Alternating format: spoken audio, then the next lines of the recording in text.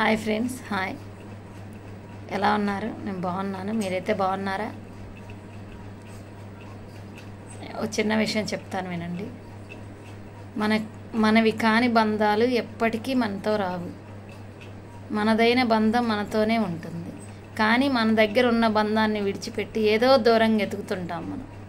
అది ఎప్పటికీ మనది కాదు. అవును కదా?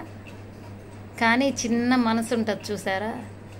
ఎక్కడో చూస్తూ ఉండిద్ది. అది మనసు వెళ్ళిన ప్రతి చోటికి మనం వెళ్ళకూడదు కదా. అది ఎప్పుడు నవ్విస్తూ ఉంటానన్నమాట. కానీ కొంతమందికే నవ్వచ్చట్లేదు.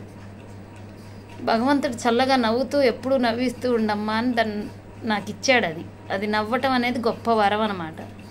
నవ్వుతూ ఉండమని నాకు దేవుడు చాలా మంచి వరం ఇచ్చాడు. కానీ జనానికి అది నచ్చట్లేదు. నేను నవ్వేటప్పటికి ఏదో ఒకటి నాకు బాధ కలిగిస్తూనే ఉన్నాడు. దేవుడికి అది కలిగించేది ఇక్కడున్న మనుషులే. ఎందుకు నవ్వాలి నువ్వు అన్నట్టని ప్రతిసారి ఏదో ఒకటి. నేను హ్యాపీగా నవ్వుతూ ఉండేటప్పటికి ఏదో ఒక చిన్న బాధ, చాలా బాధ కలిగిస్తూ ఉంటారు. అది చాలా బాధగా ఉంటుంది.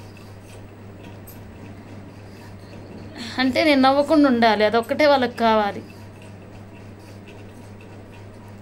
ఎందుకో ఫ్రెండ్స్, హాయ్, మీకు అందరికి చెప్పుకోవాలనిపించింది, చెప్పుకున్నాను.